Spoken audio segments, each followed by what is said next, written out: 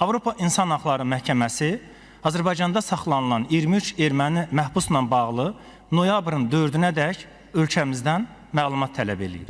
Bəli, Strasburq hakimləri fərdləri və dövlətləri mühakimə eləmir. Avropa İnsan Hüquqları Konvensiyasına sadiqliyə nəzarət edir. Ölkəmizə beynəlxalq öhdəliklərlə bağlı daim məsələlər xatırladılıb, amma Azərbaycan bu yöndə sabit bir mövqe göstərib. Lakin bizdən istənilən hesabat deyil, immunitetdir, əsir adı altında məhbuslara, onların əməllərinə bəraət qazandırmaq cəhdidir.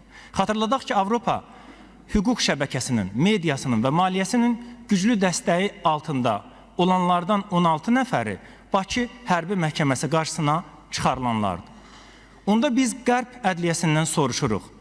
Slobodan Miloševiçi dünyanın gözü qarşısında hərbi tribunalda mühakimə eləyənlər, 23 min şəhidimizin, 1 milyon qaşqın köçkünün hüquqlarını pozanları, yüzlərlə şəhər və kəndimizi dağıdanları, qiymətsiz mədəni sərvətlərimizi mənimsəyənləri nədən qoruyurlar? İşğala susanlar, cinayətlərdə günahlandırılanları qurban və qəhrəmana çevirib niyə himayə eləyirlər? Diqqət eləyin, Ermənistan hakimiyyəti bu şəxslərin çoxunu geri istəmir. Çünki bilir ki, onlar döyüş əməliyyatları zamanı deyil, ateşkəsdən sonra terrorçuluq, qanunsuz silahlı birləşmələrin tərkibində iştirak və sərhəddi pozma kimi onlarla qanunsuz əməllərdə suçlanırlar. Kopenhagendə Avropa Siyasi Birliyi Vaşinqton razılaşmalarını alqışladı, lakin onun məhkəməsi hüququ yox, siyasi qərarlar çıxarır. Sülhə ən böyük zərbəni dırnaqarası əsir adı ilə separatizm və terroru müdafiə eləmək vurur.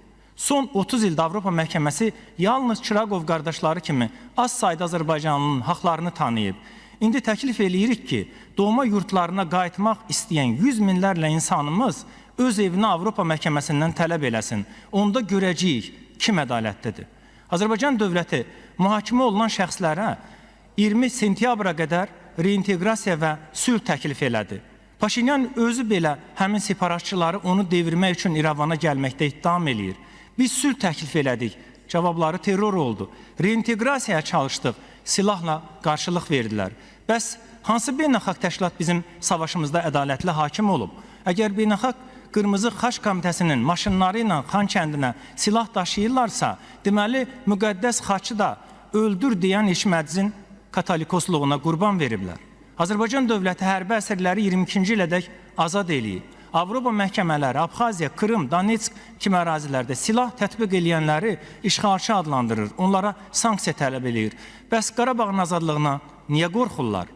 Azərbaycan Ermənistanla sülh yolunda son maneələri aşırkən iki Qafqaz dövlətinin barışını istəməyən qüvvələr 30 illik işğalın simalarına azadlıq tələb eləyirlər. Əgər Beynəlxalq Ədalət Məhkəməsi həqiqətən Nürnberg olsaydı, onda həmin şəxsləri onlara təhvil vermək mümkün idi. Lakin kim zəmanət verir ki, sabah Qoqasyanları, Arutunyanları azad eləyib, yenidən üstümüzə silahla göndərməyəcəklər. Ona görə də ən ədalətli məhkəmə, vətən müharibəmiz, ən adil hakim zəfərimizdir.